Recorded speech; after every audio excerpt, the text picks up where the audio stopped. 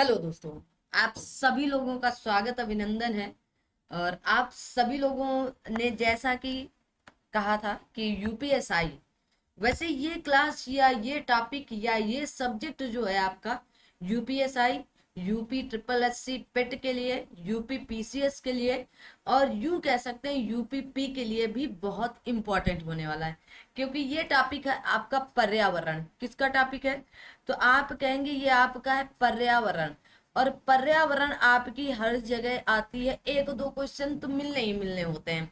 तो फिलहाल तो ये यूपीएसआई के प्रीवियस ईयर क्वेश्चन है जो अभी तक आप सभी के बीच में यूपीएसआई के पेपर कराए गए या हुए हैं। तो आइए एक एक करके देखते हैं। अगर इसकी पीडीएफ चाहिए है तो टेलीग्राम चैनल ज्वाइन कर लीजिएगा और आपको उसकी लिंक आपके इसी वीडियो के डिस्क्रिप्शन बॉक्स पर दे दी गई है। तो जाकर फटाफट टेलीग्राम चैनल ज्वाइन करिएगा, वहां पर आपको पीडीएफ मिल जाएगी। जैसे ही ये क्लास आपके बीच यूट्यूब पर पहुंचेगी वैसे ही उसी दिन आपको पीडीएफ शाम तक मिल जाती है। ठीक है, तो आइए आज की इस क्लास में प्रीवियस ईयर यूपीएसआई या आप कह सकते हो उत्तर प्रदेश सब इंस्पेक्टर के अभी तक जितने भी एग्जाम में पूछे गए पर्यावरण या आपके आपके इन्वायरमेंट से, तो वो सारे क्वेश्चन आपके यहाँ पर प्रोवाइड कराए जा रहे हैं। तो आइए एक एक करके देखते हैं। और क्लास को जब आप स्टार्ट किया करें तो इंड तक चला करें ना। ये सफर आपका स्टार्ट से लेकर इंड तक का है, तो इसलिए आप सभी लोग स्टार्ट करके इंड तक जरूर पहुंचने का प्रयास किया करें। मात्र 75 क्वेश्चन है, मात्र ओनली 75। तो आइए अब अपनी बकवास को बंद करते हुए क्वेश्चन पर तुरंत ध्यान दिलाते हैं आपका। तो पहला क्वेश्चन है कि निम्नलिखित में से किस पारिस्थितिकी तंत्र में जैव भार का उल्टा पिरामिड होता है? और इस तरह का एक क्वेश्चन हमेशा पूछा जाता है। तो आप कहेंगे तालाब पारिस्थितिकी तंत्र में। किसमें? तालाब पारिस्थितिकी तंत्र में। कहा गया आपके पारिस्थितिकी तंत्र के विभिन्न स्तरों के प्रति इकाई क्षेत्र में उपस्थित जैव भार के रेखा चित्री निरूपण को जैव भार का पिरामिड कहते हैं। जलीय पारिस्थितिकी तंत्र में जैव भार का पिरामिड उल्टा होता है, क्योंकि तालाब में ऊपरी सतह में छोटी मछलियां एवं जीव जंतुओं की संख्या अधिक पाई जाती है तथा तालाब की सबसे गहराई में जाने पर बड़ी मछलियां पाई जाती, जिनकी संख्या कम होते हुए भी भार अधिक हो जाता है। अब मान लीजिएगा एक बड़ी मछली इतनी है और छोटी छोटी मछलियां आपकी सैकड़ों हो गई है ना। कितनी? सैकड़ों हो गई, लेकिन भार क्या हो गया? बड़ी मछली का भार अधिक हो गया। ठीक है, याद रखना। एक पारिस्थितिकी तंत्र में जैविक और अजैविक घटक होते हैं। पारिस्थितिकी तंत्र का पिता अर्नेस्ट हेकल को कहा जाता है। पूछा गया ये क्वेश्चन कि आपके पारिस्थितिकी तंत्र का पिता किसे कहा जाता है, तो आप कहेंगे अर्नेस्ट हेकल को कहा जाता है। अगले क्वेश्चन की तरफ आते हैं। क्वेश्चन नंबर आपका सेकंड आता है। निम्नलिखित में से किस संगठन ने वैश्विक जलवायु स्थिति की report state of global climate report 2020 प्रकाशित की है? तो सिर्फ 2020 ही नहीं प्रकाशित किया, हर बार यही आती है। तो आप कहेंगे विश्व मौसम विज्ञान संगठन के द्वारा आपके प्रदर्शित की जाए। तो कहा गया 2020 में विश्व मौसम विज्ञान संगठन या आपके WMO ने वैश्विक जलवायु स्थिति रिपोर्ट प्रस्तुत की। यह एक अंतर सरकारी संगठन है। WMO की स्थापना 23 मार्च 1950 को हुई थी। ठीक है, ये भी एक पॉइंट है। इसके सदस्यों की संख्या 193 है और यह संगठन WMO मौसम विज्ञान, जल विज्ञान तथा संबंधित भूभौतिकी विज्ञान के लिए संयुक्त राष्ट्र या आपके यूनाइटेड नेशन की विशेष एजेंसी के रूप में कार्य करती है। इसका मुख्यालय स्विट्जरलैंड के जिनेवा में है। कहां पर? स्विट्जरलैंड के जिनेवा में। अगला क्वेश्चन की अभ्यारण्यों के अंदर चरने की अनुमति वो पशुधन के लिए आपके संक्रामक रोगों के विरुद्ध टीकाकरण के तहत आपके अधिष्ठ है। तो क्या होंगे? आइए देखते हैं।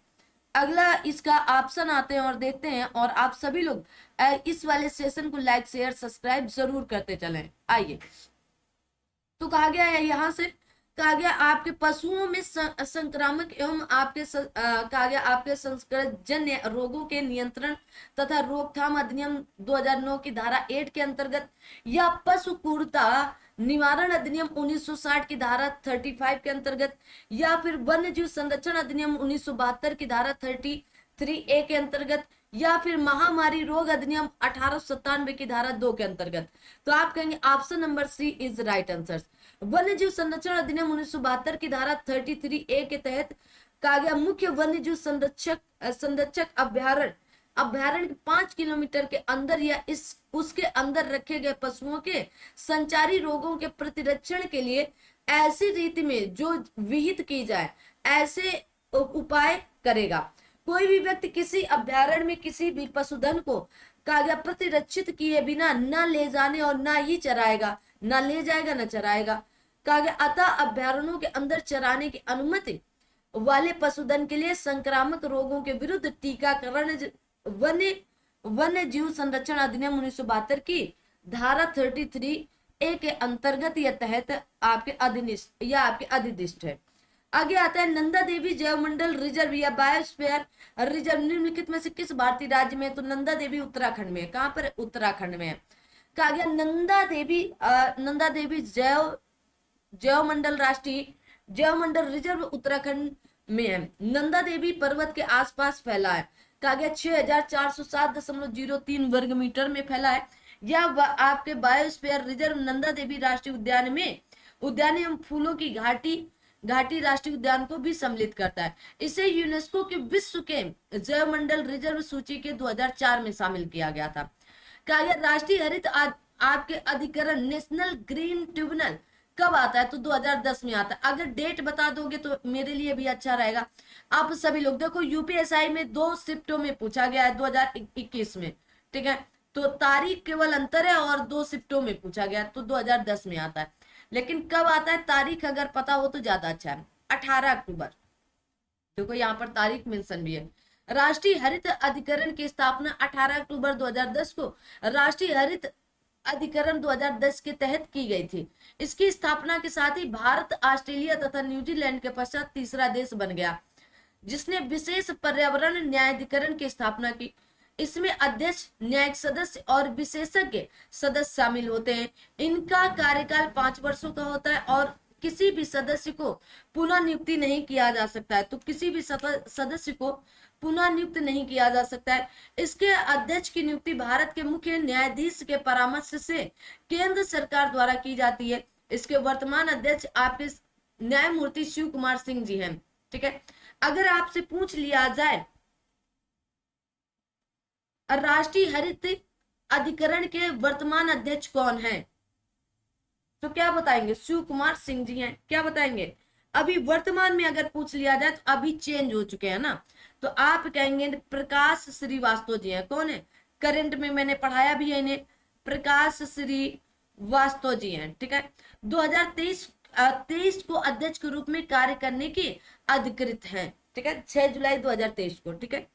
अब उसके बाद आप वर्तमान में अध्यक्ष आपके प्रकाश श्रीवास्तव जी हैं। आगे आते हैं पर्यावरण संरक्षण से संबंधित मामलों के प्रभावी और त्वरित निपटान के लिए कौन सा प्राधिकरण स्थापित किया गया था?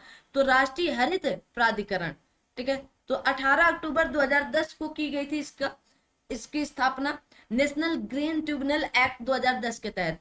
इसे पर्यावरण संरक्षण, वनों तथा आपके अन्य प्राकृतिक संसाधनों के संरक्षण से संबंधित मामलों के प्रभावी और त्वरित निपटान के लिए स्थापित किया गया था।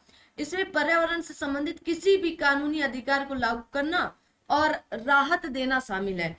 कहा गया एनजीटी का मुख्यालय नई दिल्ली में है, पुणे, भोपाल, कोलकाता और चेन्नई में इसके क्षेत्रीय कार्यालय, तो ये भी इंपॉर्टेंट है। आगे देखो क्या कहा गया। कहा गया 19 जल प्रदूषण निवारण और नियंत्रण अधिनियम 1974 के तहत राज्य प्रदूषण नियंत्रण बोर्ड के आदेश या निर्णय से व्यक्ति सीधे से संपर्क कर सकता है। तो कहां पर? राष्ट्रीय हरित प्राधिकरण से, ठीक है। तो 2000 इसकी स्थापना 2010 में होती है। तो जल प्रदूषण निवारण और नियंत्रण अधिनियम कब आता है? 1974 में आता है, ये भी याद कर लो।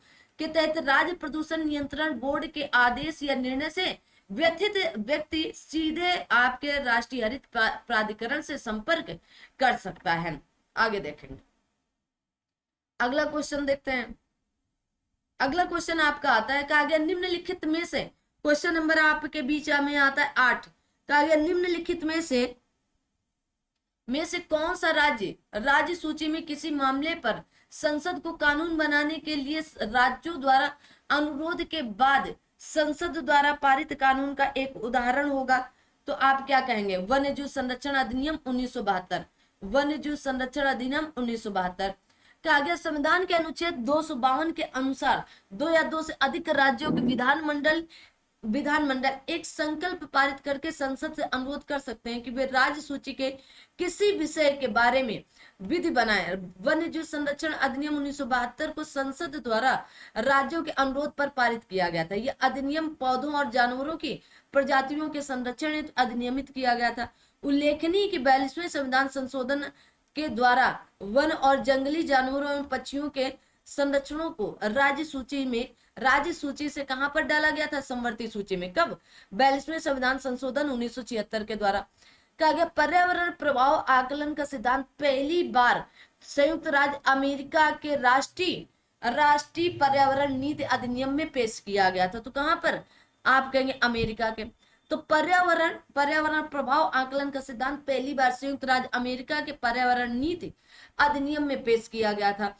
संयुक्त राष्ट्र पर्यावरण कार्यक्रम या यूएनईपी द्वारा पर्यावरण प्रभाव आकलन को निर्णय लेने से पूर्व किसी परियोजना के पर्यावरणीय, सामाजिक और आर्थिक प्रभावों की पहचान करने हेतु उपयोग किए जाने वाले उपकरण के रूप में परिभाषित किया जाता है।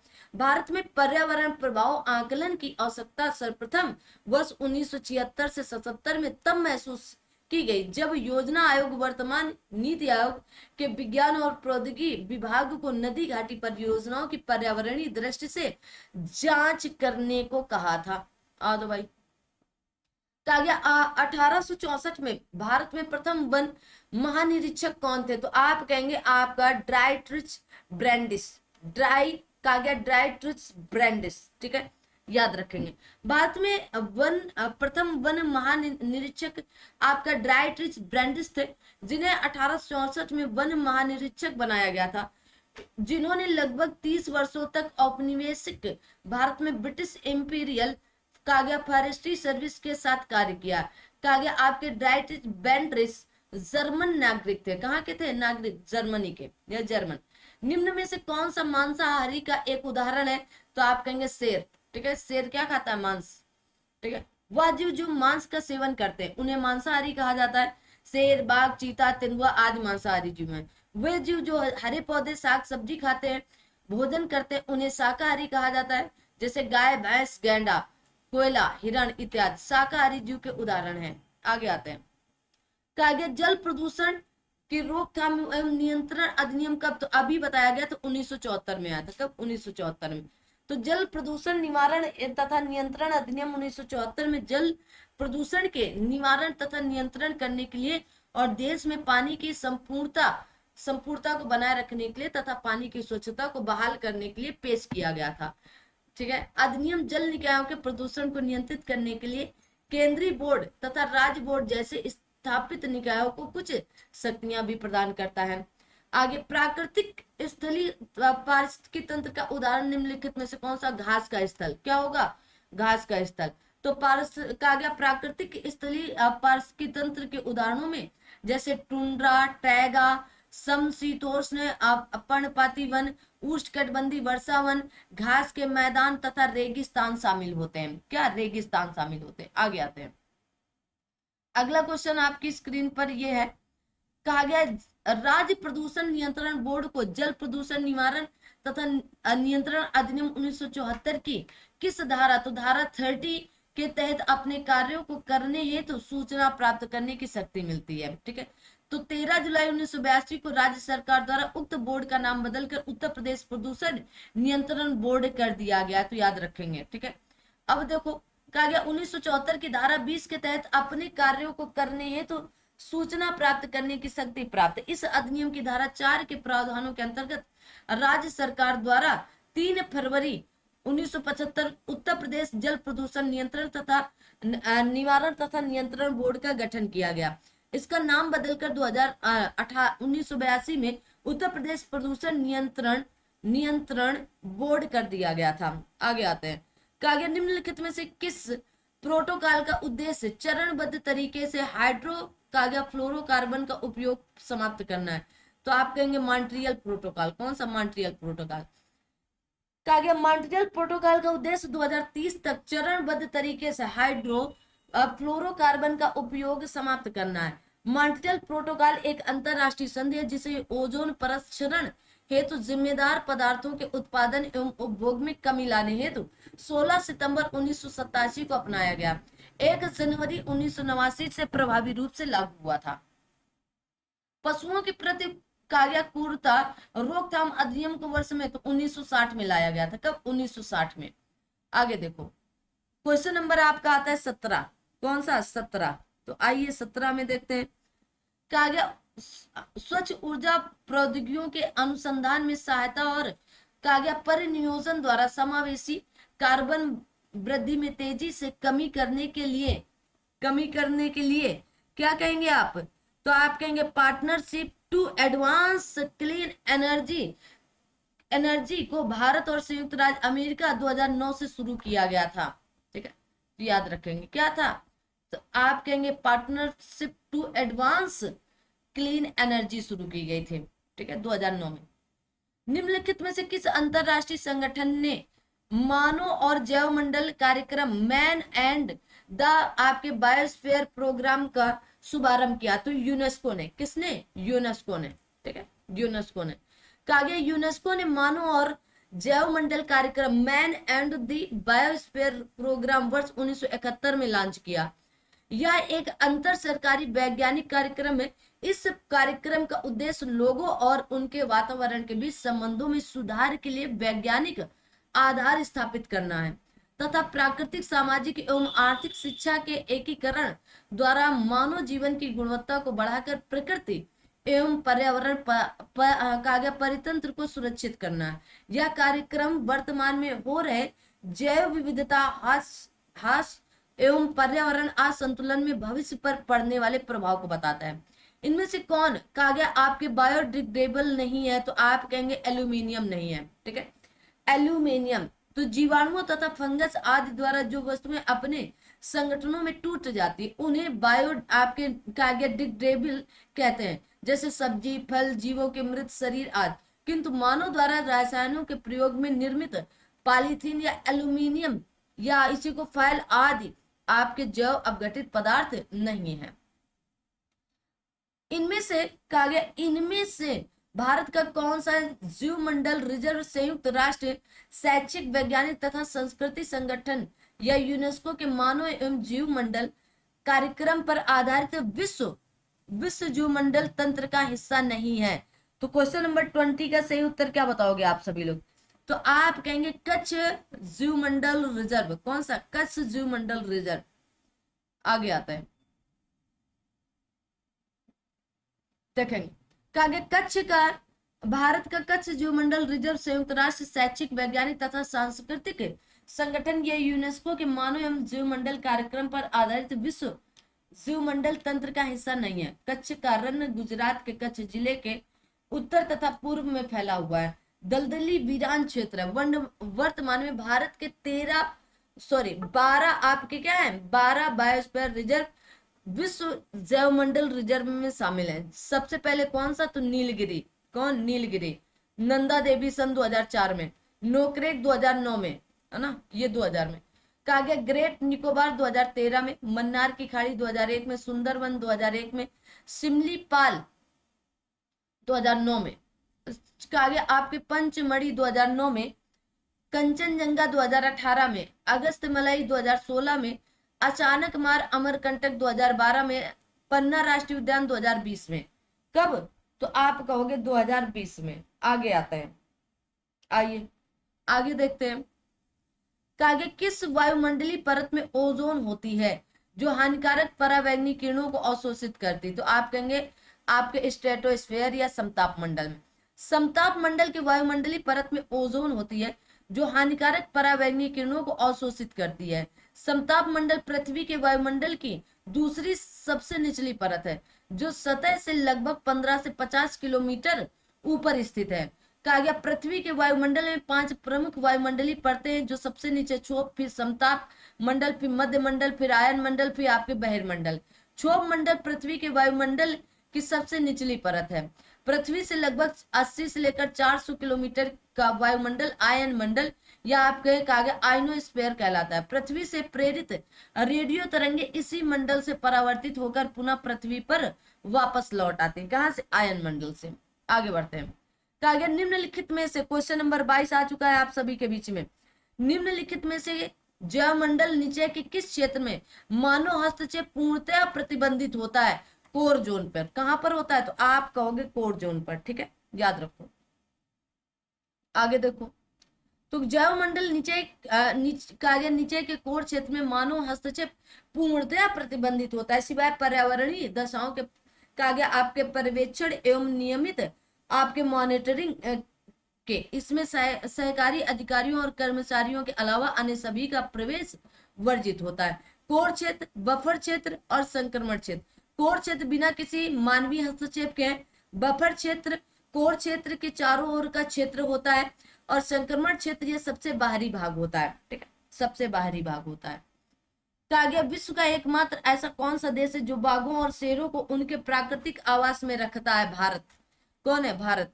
भारत विश्व का एकमात्र ऐसा देश है जो बाघों और शेरों को उनके प्राकृतिक आवास में रखता है। नवीनतम बाघ गणना 2023 के अनुसार भारत में बाघों की संख्या 3167 है। वर्तमान 2021 में भारत में शेरों की संख्या 674 है। आगे, यूनियन कार्बाइड फैक्ट्री से औद्योगिक आपदा में घटित हुई तो कहां पर? तो आप कहेंगे भोपाल में। ठीक है, 2-3 दिसंबर 1984 को यूनियन कार्बाइड फैक्ट्री से औद्योगिक आपदा भोपाल में घटित हुई थी। 1984 में की रात को घटित हुई। भोपाल गैस त्रासदी में मिथाइल आइसोसाइनेट, कौन सी गैस रिसाव हुई थी? ये भी नामक जहरीली गैस का रिसाव हुआ था, जिसके परिणाम स्वरूप 3700 लोगों की मृत्यु हुई थी। राष्ट्रीय उद्यान में सबसे अधिक एक सींग वाले गैंडे कहाँ? तो कहेंगे काजीरंगा, असम में राष्ट्रीय उद्यान है। ठीक है, तो काजीरंगा राष्ट्रीय उद्यान में सबसे अधिक एक सींग वाले गैंडे पाए जाते हैं। काजीरंगा राष्ट्रीय उद्यान असम के कहा गया आपका गोलाघाट नौगांव जिले में स्थित है। वर्तमान में गणना के अनुसार काजीरंगा नेशनल पार्क में गैंडों की संख्या 2613 है। 1985 में इस पार्क को विश्व विरासत स्थल के रूप में घोषित कर दिया गया था। क्वेश्चन नंबर 26 में आते हैं। अब आप सभी लोग भी बताते चलना कि आपके कितने सही हो रहे हैं, कितने गलत। कहा गया है कि जानवरों की निम्नलिखित परिस्थितियों में से किसका अपने प्राकृतिक निवास स्थान के साथ ठीक से मेल नहीं खा रहा है या नहीं खा? भारतीय गैंडा असम में, बाघ बंगाल में, हाथी कर्नाटक, तमिलनाडु, केरल के वर्षावन में, शेर हिमालय में। अरे शेर हिमालय में कहां से हो जाएगा भाई? आ जाओ भाई। तो शेर ही मेल नहीं खा रहा, बाकी सब कुछ मेल खा रहा है। आगे आते हैं। कहा गया एक सींग वाले भारतीय गैंडे पूर्वोत्तर भारत के असम व नेपाल के तराई क्षेत्र में पाए जाते हैं। इनके संरक्षण हेतु भारत सरकार ने 1987 में गैंडा परियोजना लाई, ये भी याद रखेंगे।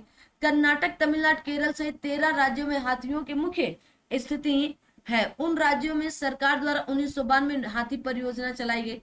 बंगाल राज्य में भारतीय बाघ पाए जाते हैं, जिन्हें रॉयल बंगाल टाइगर कहा जाता है। राष्ट्रीय धरोहर के रूप में उनके संरक्षण 1973 में बाघ परियोजना। एशियाई शेर हिमालय क्षेत्रों में न होकर गुजरात के गिर जंगलों में पाए जाते हैं। कहा गया कोरिंगा गरान वन्यजीव अभ्यारण्य कहा है? तो आप कहेंगे आंध्र प्रदेश में। कहां पर? आंध्र प्रदेश में। कहा गया आपका कोरिंगा गरान वन्यजीव अभ्यारण्य आंध्र प्रदेश राज्य में है। यह भारत में पश्चिम बंगाल के सुंदरवन डेल्टा के बाद देश का दूसरा सबसे बड़ा मैंग्रोव वन क्षेत्र भी है। इस अभ्यारण्य में पक्षियों की 120 से अधिक प्रजातियां पाई जाती हैं।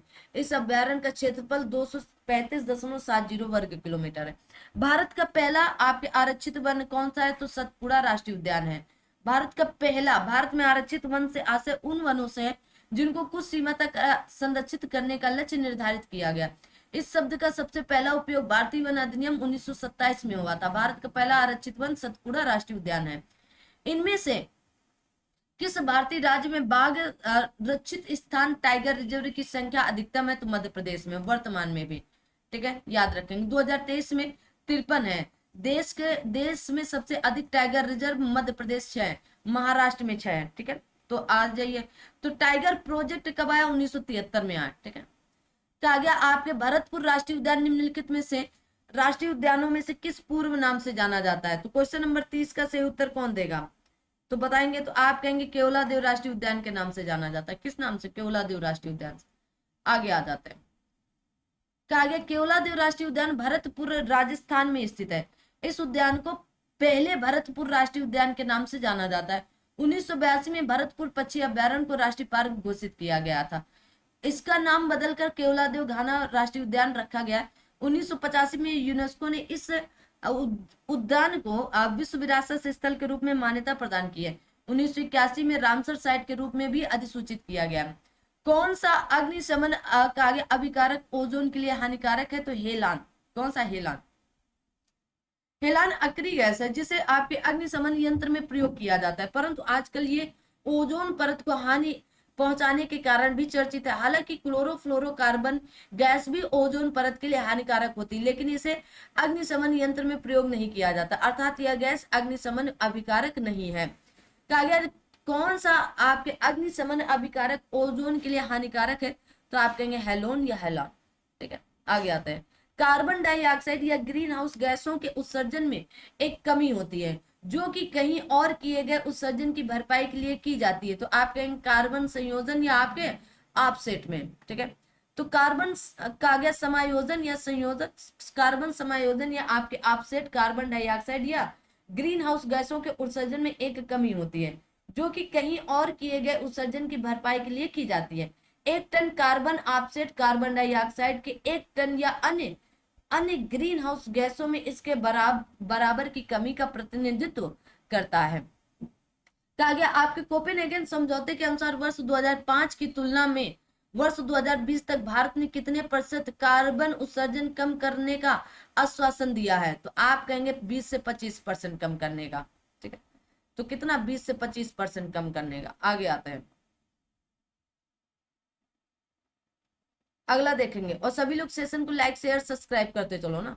ऐसा कौन सा पर्यावरण पुरस्कार है जो पर्यावरण एवं वन मंत्रालय भारत सरकार द्वारा स्थापित है और यह उन व्यक्तियों और संगठनों को प्रदान किया जाता है जिन्होंने पर्यावरण संरक्षण और सुरक्षा सुधार के क्षेत्र में महत्वपूर्ण और उत्कृष्ट योगदान दिया है? तो इंदिरा गांधी पर्यावरण पुरस्कार। कौन सा? इंदिरा गांधी। इसकी शुरुआत 1987 में हुई थी। कब? 1987 में। निम्न में से किस पर्यावरणविद को पद्म विभूषण से सम्मानित किया गया? तो सुंदरलाल बहुगुणा जी को। सुंदरलाल बहुगुणा एक प्रसिद्ध पर्यावरणविद है जिन्हें पद्म विभूषण 2009 से सम्मानित किया। इन्होंने चिपको आंदोलन में भी महत्वपूर्ण भूमिका निभाई थी। निम्नलिखित में से चिपको आंदोलन के साथ जुड़ा था कौन व्यक्ति? तो सुंदरलाल बहुगुणा जी, चंडी प्रसाद भट्ट जी। याद रखेंगे दोनों लोगों का नाम। तो 1973 में कहा गया उत्तराखंड के वनों में शांत और अहिंसक विरोध प्रदर्शन किया जिसका मुख्य उद्देश्य व्यवसाय के लिए हो रही वनों की कटाई को रोकना था और इसे रोकने के लिए महिलाएं वृक्षों से चिपक कर खड़ी हो जाती थी, जिसे चिपको आंदोलन के नाम से जाना गया। इस आंदोलन के प्रणेता या आपके कहा गया प्रणेता सुंदरलाल बहुगुणा और अन्य कार्यकर्ता मुख्यतः ग्रामीण महिलाएं थी। चंडी प्रसाद भट्ट एक आपके पर्यावरणविद व सामाजिक कार्यकर्ता हैं जिन्हें 1964 में कहा गया दसोली ग्राम स्वराज्य संघ की स्थापना, जो कालांतर में चिपको आंदोलन की मातृ संस्था बनी, जबकि मेधा पाटेकर आपके नर्मदा बचाओ आंदोलन से और विनोबा भावे भूदान आंदोलन से संबंधित थे। भूदान। अब आता है क्वेश्चन नंबर आपका 38। अब बताएंगे।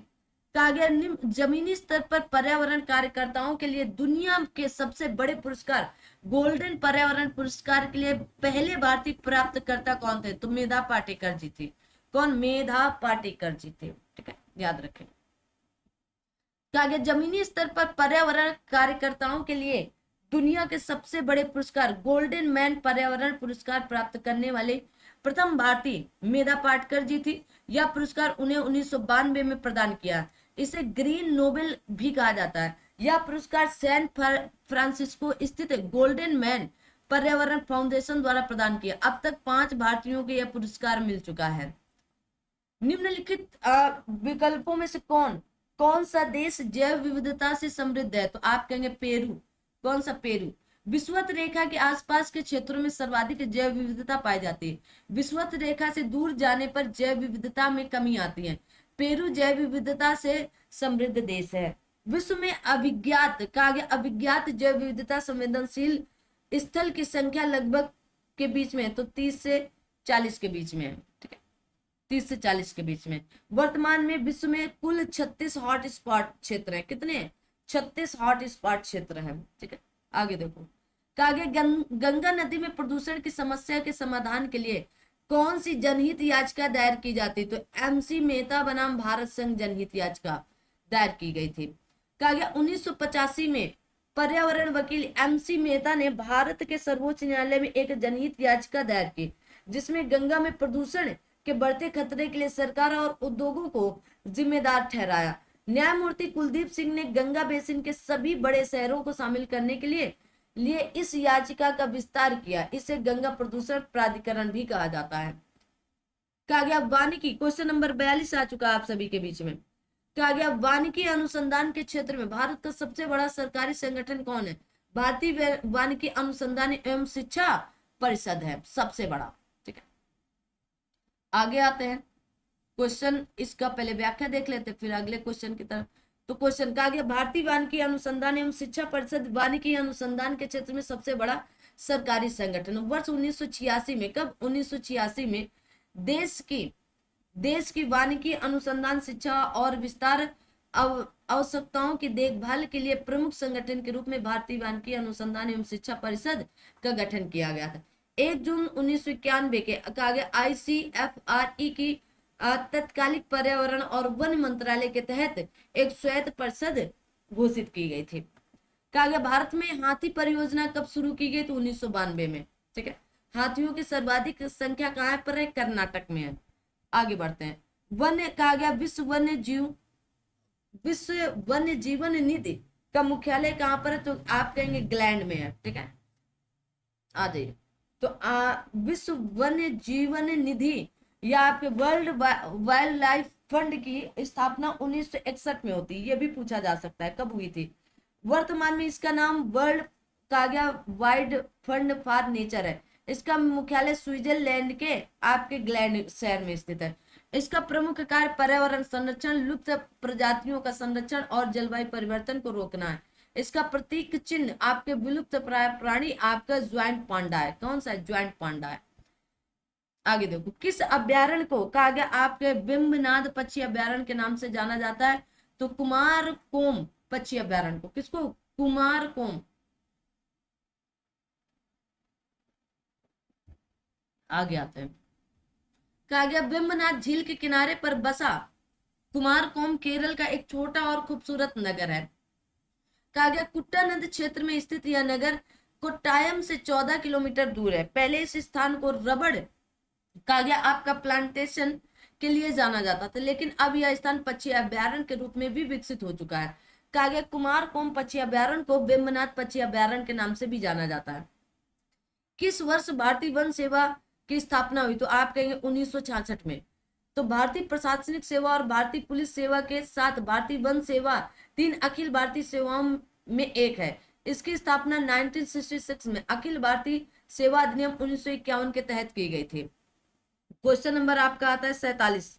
कहा गया हर राज्य का सर्वोच्च रैंकिंग भारतीय वन सेवा अधिकारी कौन होता है? तो आपके प्रधान मुख्य वन रक्षक। ठीक है, आगे देखो। कहा गया प्रत्येक राज्य का सर्वोच्च रैंकिंग भारतीय वन सेवा अधिकारी प्रधान मुख्य वन रक्षक या संरक्षक होता है। यह भारत सरकार के अखिल भारतीय सेवाओं के एक अंग के रूप में कार्य करता है, जिसके अन्य 2 अंग भारतीय प्रशासनिक सेवा IAS और भारतीय पुलिस सेवा IPS होता है। कहा गया प्रदूषण नियंत्रण के लिए देश का शीर्ष संगठन है? तो केंद्रीय प्रदूषण नियंत्रण बोर्ड, जिसकी स्थापना कब होती है? तो कहेंगे आप सभी लोग, अगर पूछ लिया जाए आपसे, कहा गया प्रदूषण नियंत्रण के लिए देश का सर्वोच्च संगठन केंद्रीय प्रदूषण बोर्ड है। केंद्रीय प्रदूषण नियंत्रण बोर्ड, भारत के केंद्रीय प्रदूषण नियंत्रण बोर्ड का गठन एवं सांविधिक गठन के रूप में जल प्रदूषण एवं नियंत्रण बोर्ड अधिनियम 1974 के अंतर्गत किया गया। इसके पश्चात केंद्रीय प्रदूषण नियंत्रण बोर्ड को वायु प्रदूषण एवं निवारण एवं नियंत्रण अधिनियम 1981 के अंतर्गत शक्तियां और कार्य सौंपे गए। तो जल वाला 1974 में, वायु वाला 1981 में। राष्ट्रीय आपदा प्रबंधन प्राधिकरण का अध्यक्ष कौन होता है? तो आप कहेंगे प्रधानमंत्री होता है। राष्ट्रीय आपदा प्रबंधन प्राधिकरण भारत में आपदा प्रबंधन के लिए शीर्ष वैधानिक निकाय इसका औपचारिक रूप से गठन 27 सितंबर 2006 को आपदा प्रबंधन अधिनियम 2005 के तहत, और इसके अध्यक्ष आपके कौन होते हैं, तो आप कहेंगे प्रधानमंत्री होते हैं। कौन होते हैं, प्रधानमंत्री होते हैं। निम्नलिखित दक्षिणी अमेरिका राष्ट्रों में से किसमें दक्षिणी अमेरिका क्षेत्र का सबसे बड़ा वन क्षेत्र है, तो आप कहेंगे ब्राजील में, इक्वाडोर नहीं, ब्राजील में। कहां पर है, ब्राजील में, ठीक है, ब्राजील में। ब्राजील में सबसे बड़ा वन क्षेत्र है। ब्राजील में अमेजन वन या आपके उष्णकटिबंधीय वर्षा वन है। कैसा है, पूछा जाता है, जो अमेजन नदी और इसकी सहायक नदियों के जल निकासी बेसिन पर मौजूद है। यह वन लगभग आपके इकाई दहाई सैकड़ा हजार 10,000 लाख 10 लाख, तो आप कह सकते हैं 60 लाख वर्ग किलोमीटर के क्षेत्र को कवर करता है। अमेजन वन ब्राजील के 40% क्षेत्र पर फैला हुआ है। कहा गया राष्ट्रीय संयुक्त राष्ट्र द्वारा पीने, धोने, खाना पकाने और उचित स्वच्छता को बनाए रखने के लिए आपके अनुशंसित न्यूनतम पानी की मात्रा प्रति व्यक्ति कितनी, तो 50 लीटर है। ठीक है, 50 लीटर। ठीक है, आप उसी में खाने पीने, नहाने, मतलब स्वच्छता की बात, मतलब हर एक चीज के लिए आप एक दिन में 50 लीटर से ज्यादा पानी यूज नहीं कर सकते हो, है ना। और आज के जमाने में क्या है, तो कम से कम 10 लीटर पानी, 5 लीटर पानी तो केवल मुंह धोने और कुल्ला मंजन में ही चला जाता है ना, सीधी सी बात है। पहले एक लोटा गांव में लोग पानी लेकर बैठते थे, उतने में मंजन, मतलब ब्रश वगैरह भी कर ले, मंजन हो सकता है ना, समझ पाए आप लोग ना, तो ब्रश भी कर लेते थे, मुंह भी धो लेते थे ना, और एक लोटा पानी में थोड़ा सा पानी पी भी लेते थे, है ना, क्योंकि उसमें पानी बचाया जाता था। ठीक है, तो आप सोचिएगा, कहा गया मृत जीवों और जानवरों को खाद मिट्टी में परिवर्तित करने वाले सूक्ष्म जीवों को किस नाम से जाना जाता है, अपघटन करने वाले। कौन, अपघटन करने वाले। कहा गया अपघटक और अपघटन करने वाले जीव के अंतर्गत आपके कहा गया मृतोपजीवी जीवाणु, प्रोटोजोआ, कवक इत्यादि आते हैं, जो पेड़ पौधों, जीव जंतु एवं आपके मृत कार्बनिक पदार्थों को सड़ा गलाकर एक विघटित करके सरल कार्बनिक या आपके अकार्बनिक यौगिक में परिवर्तित कर देते हैं। ये विघटित होकर आपके अजैव वातावरण में चले जाते हैं या आपके अपघटनकर्ता द्वारा प्रयोग कर लिए जाते हैं। आगे आते हैं, कहा गया उत्तरी अमेरिका के निम्नलिखित देशों में से कौन से देश में वन भूमि का क्षेत्र पर उसके कुल भूमि के क्षेत्र के प्रतिशत के रूप में उत्तरी अमेरिका क्षेत्र में सबसे अधिक है, तो आप क्या बोलोगे, कनाडा।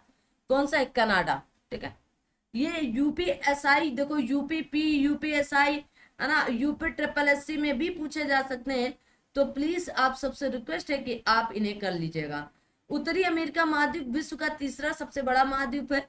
ठीक है, तो सबसे बड़ा आपका एशिया महाद्वीप है, फिर अफ्रीका है, फिर आपका उत्तरी अमेरिका है, फिर दक्षिणी अमेरिका है, फिर आपका अंटार्कटिका है, फिर आप कहेंगे आपका कौन सा होगा, तो आप कहेंगे यूरोप होगा, और फिर सबसे छोटा आपका ऑस्ट्रेलिया महाद्वीप होगा। ठीक है, उत्तरी अमेरिका। उत्तरी अमेरिका महाद्वीप में कनाडा में वन भूमि का क्षेत्रफल उसके कुल भूमि के क्षेत्रफल के प्रतिशत रूप में उत्तरी अमेरिका महाद्वीप में सर्वाधिक है। कनाडा रूस के बाद क्षेत्रफल की दृष्टि से विश्व का दूसरा सबसे बड़ा देश भी है। तो रूस, फिर उसके बाद कनाडा, फिर उसके बाद अमेरिका, फिर उसके बाद आप कहेंगे चीन, ब्राजील, ऑस्ट्रेलिया, और फिर अपना भारत आता है। ठीक है, कनाडा की राजधानी आपके ओटावा एवं आपकी मुद्रा कैनेडियन डॉलर है। कनाडा की समुद्री सीमा विश्व में सर्वाधिक है, याद कर लो, कनाडा की समुद्री सीमा विश्व में सर्वाधिक है, समुद्री सीमा।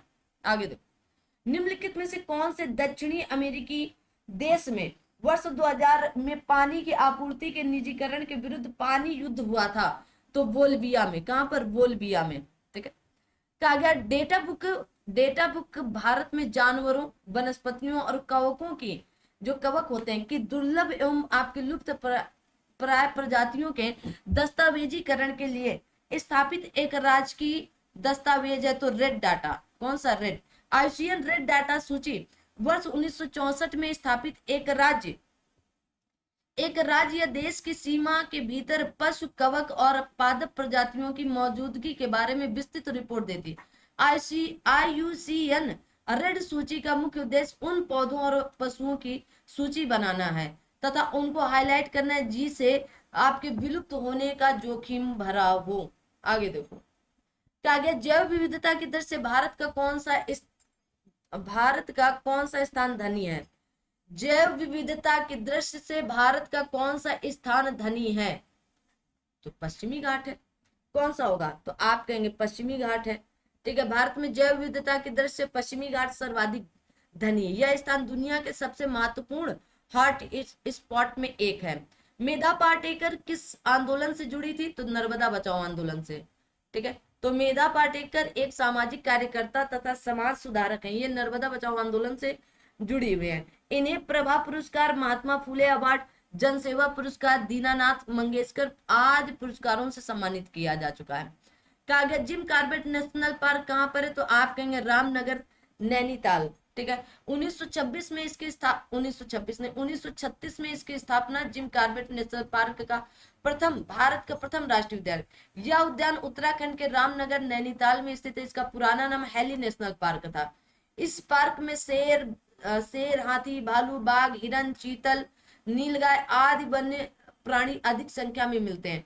इस पार्क के अंतर्गत जिम कॉर्बेट व्याघ्र का आपका संरक्षित क्षेत्र भी आता है। जिम कॉर्बेट नेशनल पार्क में 1973 में पहली बार टाइगर प्रोजेक्ट या प्रोजेक्ट टाइगर लॉन्च किया गया था। सुंदरवन, तो आप कहेंगे गंगा ब्रह्मपुत्र डेल्टा। ठीक है, सुंदरवन भारत के पश्चिम बंगाल राज्य के दक्षिणी भाग में गंगा ब्रह्मपुत्र नदी के डेल्टा क्षेत्र में स्थित है। यह एक राष्ट्रीय उद्यान या वायु संरक्षित क्षेत्र एवं आपके बायोस्फीयर रिजर्व क्षेत्र है।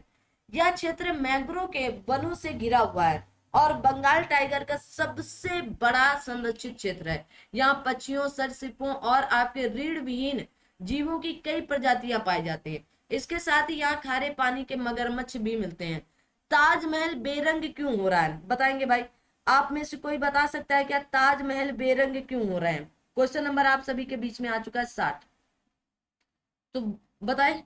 तो आप कहेंगे अम्लीय वर्षा के कारण। किसके? अम्लीय वर्षा के कारण। ठीक है, आगे देखो। ताजमहल बेरंग क्यों हो रहे हैं? बेरंग है ना, आपके व्हाइट से येलो येलो में पहुंचा जा रहा है।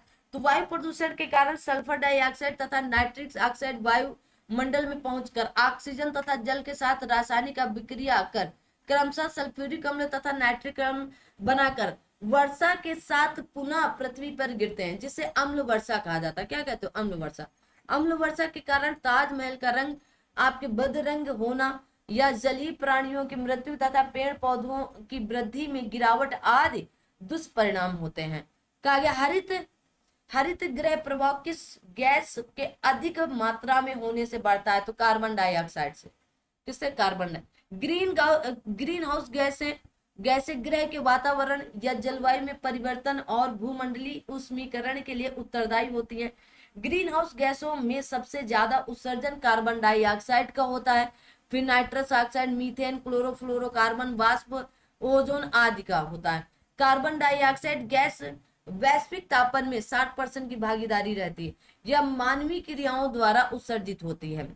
कहा गया निम्न में से कौन सा जानवर भारत में स्थानिक प्रजाति वो जानवर जो केवल एक ही भौगोलिक क्षेत्र में रहते हैं का उदाहरण है? तो आप कहेंगे गाय। कौन? गाय। गाय भारत में स्थानिक प्रजाति है जानवर जो केवल एक ही भौगोलिक क्षेत्र में रहते हैं का उदाहरण नहीं है। ठीक है, क्योंकि गाय पूरे भारतवर्ष में समान रूप से पाई जाती हैं। एक सिंगी गैंडा पूर्वोत्तर भारत के असम, नेपाल के तराई के कुछ क्षेत्रों में संरक्षित इलाकों में पाए जाते हैं। मिथुन दक्षिण भारतीय पहाड़ियों तथा असम में रहते हैं। कहाँ पर? असम में रहते हैं। बंगाल टाइगर या रॉयल बंगाल टाइगर है ना, या रॉयल बंगाल टाइगर बाघ की प्रजातियों में से एक है जो आपके भारत के पश्चिम बंगाल राज्य में पाए जाते हैं। अब कहा गया बाघ खाद्य श्रृंखला में पोषण के दूसरे स्तर पर कौन है? तो बताएंगे कीट है। कौन है भैया? कीट है। ठीक है, तो उत्पादक कौन है? तो आप कहेंगे खाद्य श्रृंखला यह दिखाने का तरीका है कि एक निश्चित प्रवेश में कौन कैसे खाता है। तो देखो ये क्या उत्पादक? घास को कौन खाएगा? कीट। तो कीट क्या हो गया? प्राथमिक उपभोक्ता। और कीट को कौन खाएगा? पक्षी। तो पक्षी क्या हो गया? द्वितीयक उपभोक्ता। और पक्षी को कौन खाएगा? बिल्ली।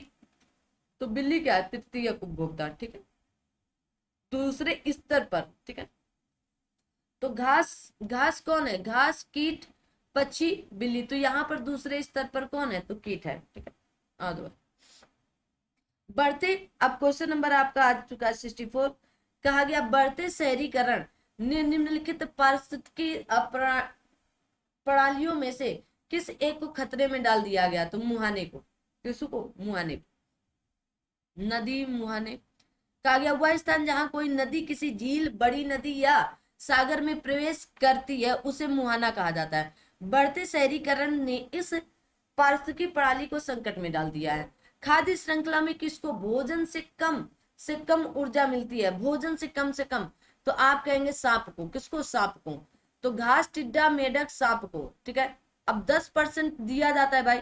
तो खाद्य श्रृंखला के स्रोत पौधों से प्रारंभ होकर दूसरे को भोजन बनाने और दूसरे का भोजन बनने की प्रक्रिया में ऊर्जा का स्थानांतरण ही खाद्य श्रृंखला का। खाद्य श्रृंखला के प्रत्येक कड़ी पर ऊर्जा का हास्य होता है। किसी खाद्य श्रृंखला में एक प्राणी उसे प्राप्त करने वाली कुल ऊर्जा का मात्र 10% ही आगे प्रसारित करता है।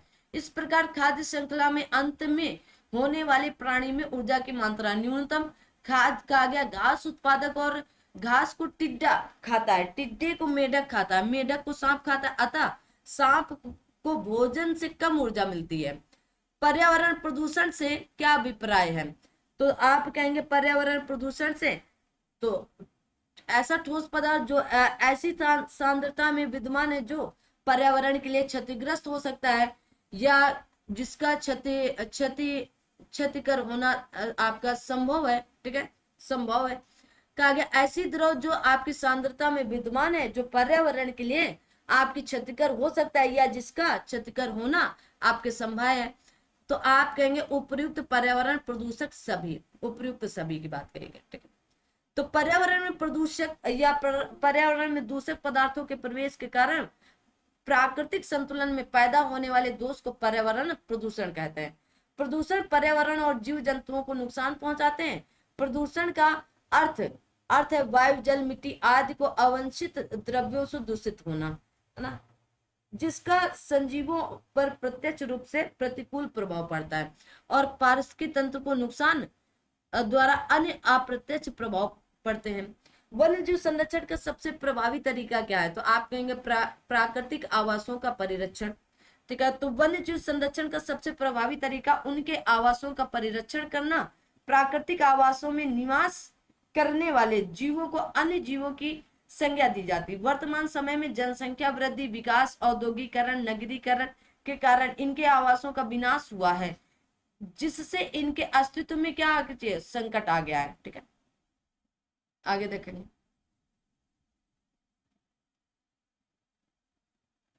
कहा गया वातावरण को प्रदूषित करने वाला अत्यधिक हानिकारक कारक है तो मानव कार्बनिक अपशिष्ट। तो वातावरण को प्रदूषित करने वाले अत्यधिक हानिकारक कारक मानव कार्बनिक अपशिष्ट है, जो दो जातियों के बीच पारस्परिक क्रिया में आपके कहा गया परिजीविता होने पर तो एक को लाभ और दूसरे को हानि होती है। ठीक है, तो परिजीविता प्रक्रिया में पाए जाने वाले स्वाभाविक कहा गया आपके सहवास में से एक है, जिसके द्वारा एक जीव दूसरे के साथ अतिथि और परपोषी का संबंध या परपोषी का संबंध स्थापित करके उसके शरीर से भोजन प्राप्त करता है, जिससे एक को लाभ और दूसरे को क्या होती है? हानि होती है। ठीक है, जैसे आपके सर पर जू पड़ जाना, अब जू पड़ जाएंगी तो आपको क्या हानि है, लेकिन उनको क्या है, वो आपके सर पर है, आपका खून चूस रहे हैं, उन्हें लाभ है ना। तो आपके सर पर जू एक अच्छा उदाहरण बनता है। सल्फर डाइऑक्साइड का उत्सर्जन तो बिजली संयंत्रों से होता है। कहाँ? बिजली संयंत्रों से। तो सल्फर डाइऑक्साइड का उत्सर्जन बिजली संयंत्रों से होता है। यह एक रासायनिक यौगिक है जो आपके तीक्ष्ण गंध वाली एक रंगहीन गैस है। यह जल में शीघ्र घुलनशील होती है। यह कई तरह के औद्योगिक प्रक्रियाओं में तथा आपकी ज्वालामुखी क्रिया द्वारा निकलती है। सल्फर डाइऑक्साइड अम्लीय वर्षा के लिए उत्तरदायी प्रदूषक भी है। ठीक है, कागज निम्नलिखित में से कहां पर इंदिरा गांधी राष्ट्रीय वन अकादमी स्थित है? तो आप कहेंगे देहरादून में। कहां पर? तो आप कहेंगे देहरादून में। ठीक है, तो इंदिरा गांधी राष्ट्रीय वन अकादमी उत्तराखंड के देहरादून में स्थित है। भारतीय वन महाविद्यालय के नाम से वर्ष 1938 में स्थापित इस संस्था का मूल उद्देश्य वरिष्ठ वन अधिकारियों को प्रशिक्षण प्रदान करना है। वर्ष 1987 में भारतीय वन महाविद्यालय का नाम बदलकर इंदिरा गांधी वन अकादमी कर दिया गया था। कहा गया वृक्ष की उम्र जानने की विधि क्या है? तो आप कहेंगे उसकी उसके वार्षिक वैल्यूओं को गिन करके वृक्ष की उम्र उनके तनों में मौजूद वार्षिक वैल्यूओं को गिन कर ज्ञात किया जाता है। तो ये आपके क्या है, यूपीएसआई से संबंधित आपके पर्यावरण के जितने भी पीवाईक्यू अभी तक पूछे गए हैं वो सारे आपको करा दिए गए हैं। ठीक है, और इस क्लास को आप सभी लोग ले सकते हैं, पीडीएफ आपको टेलीग्राम पर दे दी जाएगी।